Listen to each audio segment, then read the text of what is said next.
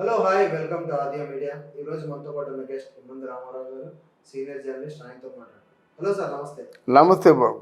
ఏంటి సార్, మళ్ళీ కొడాల నాని గారు ఏదో కామెంట్ చేశారని చెప్పి చిరంజీవి బర్త్డే రోజు మళ్ళీ న్యూస్ హల్చల్ అవుతుంది.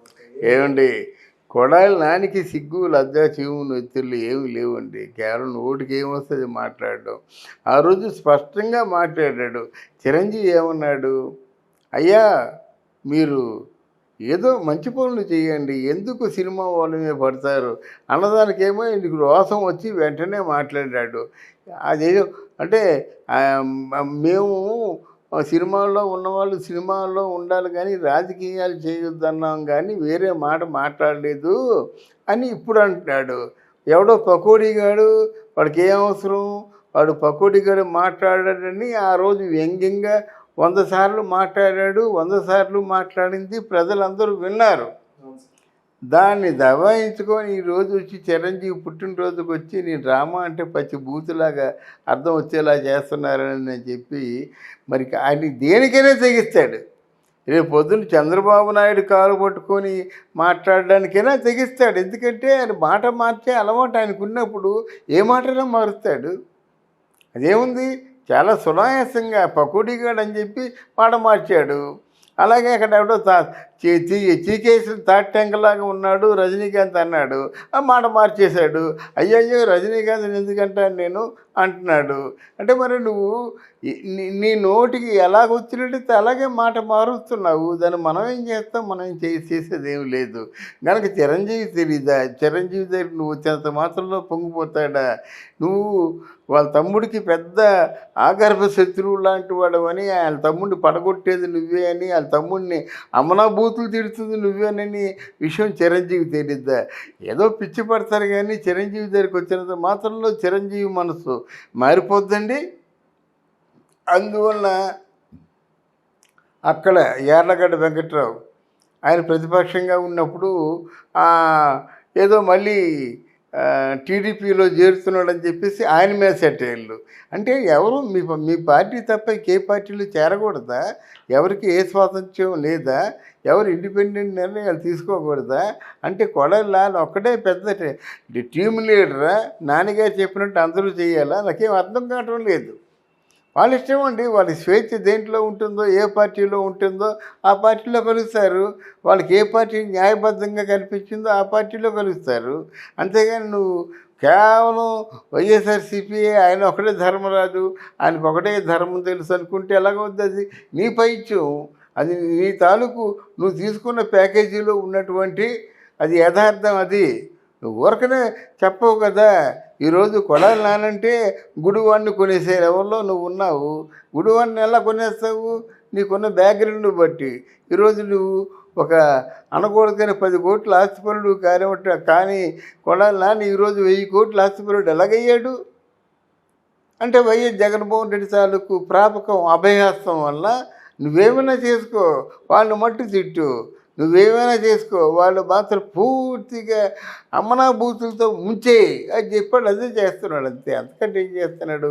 ఈ యార్లగడ్డ వెంకట్రావు గారి వరకు కూడా ఆయన చేస్తుంది ఏంటి అంటే, ఆయనకి ఏదైనా ఆపోజిట్గా ఉన్నారంటే జగన్మోహన్ రెడ్డికి, నీ అమ్మ నీ అక్క అమ్మనాభూతులు తినడం, నీ అమ్మ మొగుడు నా అమ్మ మొగుడు ఏమి చేస్తుంది దరిద్రం. రాజకీయాలు పరువు తీసి పారేశాడు. రాజకీయాల్లో ఉన్న వాళ్ళు అందరూ అసహించుకుంటున్నారు అంతే. ఇక ముందు ఎవడు రాజకీయాల్లో రాడండి. చదువుకున్నట్టు రాజకీయాల్లో రావాలంటే అమ్మనాభూతులు తిట్టుకోవడమే కదా. ఇంత చదువుకొని అమ్మనాభూతులు తిట్టుకోవడం కోసం అని అందరూ కూడా రాజకీయాలకు దూరంగా ఉంటున్నారు అన్నమాట. సేదరించుకుంటున్నారు, అసహించుకుంటున్నారు. అది అందువల్ల డెఫినెట్గా వీళ్ళు ఆలోచనలో పడాలి. ప్రభుత్వం ఏం చెప్తాం సార్, ఇన్ని మాటలు ఇన్ని బూతులు చెప్తున్నారు. మీకున్న వయసు ఇది లేదా, మీరు ఎన్ని సంవత్సరాలుగా ఎప్పటి నుంచి సీఎంలు చూస్తున్నారు సార్? అవును, ఎప్పుడన్నా ఇలా జరిగిందంటారా? ఓన్లీ లేదండి, లేదు. రాజకీయాలు ఎలాగ ఎప్పుడు లేవండి. రాజకీయాల్లో సంస్కరణలు ఉండేవి. అంటే ఎప్పటి నుంచో డ్యామ్ కట్టమంటే డ్యామ్ కట్టకపోతే వాళ్ళు రెచ్చిపోయేవాళ్ళు. ఎప్పటి నుంచో ఏదైనా పరిశ్రమ తెమ్మంటే ఆ పరిశ్రమ తేకపోతే రెచ్చిపోయేవాళ్ళు. వాళ్ళు అంటే గొప్పతనం ఏంటంటే వాళ్ళ పార్టీలో ఉండి కూడా వాళ్ళ పార్టీలో ఎమ్మెల్యేలు చెప్పిన పని చేయకపోతే తిరగబడేవాళ్ళు అన్నమాట. అంటే అక్కడ వేదిక ఏమిటంటే పార్టీ అయినప్పుడు కూడా చర్చనీయ అంశం మాత్రం ప్రజా సమస్యలు. ఆ ప్రజా సమస్యల్ని చర్చించుకునేవాళ్ళు కానీ ఇలాగ అమ్మనా బూతులు తిట్టుకోవడం ఎప్పుడూ లేదండి. వాళ్ళు ఎప్పుడు చేయలేదు అలాగా. అది నా అనుభవంలో ఏ సీఎం కూడా ఇది రాజకీయ ముఖ చిత్రాన్ని మార్చిన సీఎం మరి ఎవరు ఈ జగన్మోహన్ రెడ్డి. అమ్మనా బూతులు తిట్టుకోవడం ఏంటండి? వచ్చే డబ్బులు వేల కోట్లు తీసుకొని దేనికి ఇస్తున్నారో లెక్కలు ఉన్నాయా? లేకపోతే ఆడిటర్ వచ్చి లెక్కలు అడిగితే లెక్కలు చెప్పగలడు అయినా ఏ డబ్బు దేనికి ఖర్చు పెడుతున్నాడు, కార్పొరేషన్ దేనికి ఖర్చు పెడుతున్నాడు, సొసైటీలకు ఏమైనా డబ్బు కేటాయిస్తున్నాడా? ఏమీ లేదు. ఆయన ఇష్టం కలగా పొలగం మొత్తం ఫండ్స్ అన్నీ ఒక దగ్గర పెట్టేసి వాళ్ళకి కావాల్సినంత ఫండ్స్ వాళ్ళు తీసేసి వెనకేసుకొని మిగతా అనాపరగా ఏదో మామూలుగా వెదజల్లినట్టు ఇస్తున్నాడు తప్ప ఏమి ఇస్తున్నాడండి?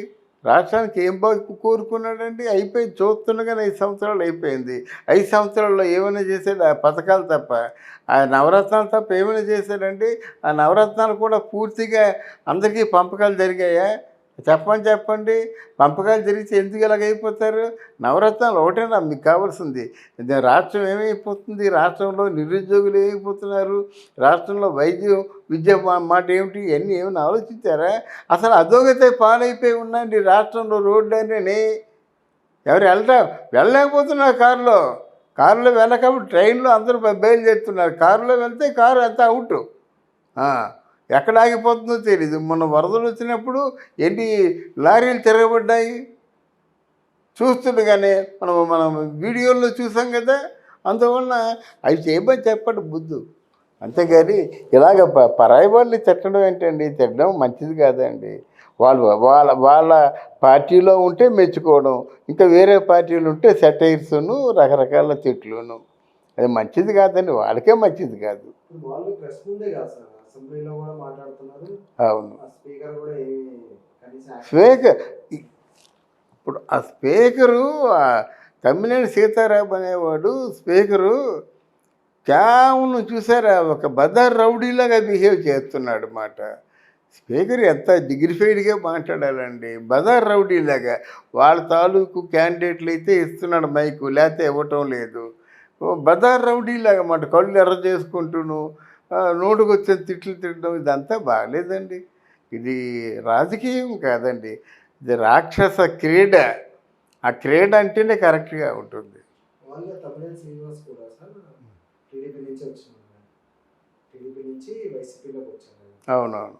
ఇప్పుడు ఆయన స్పీకర్గా ఉండి చంద్రబాబు నాయుడు గారినే నీకు నిన్ను ఏం చేయాలో నాకు తెలుసు, నువ్వు కూర్చో అని అన్నారు.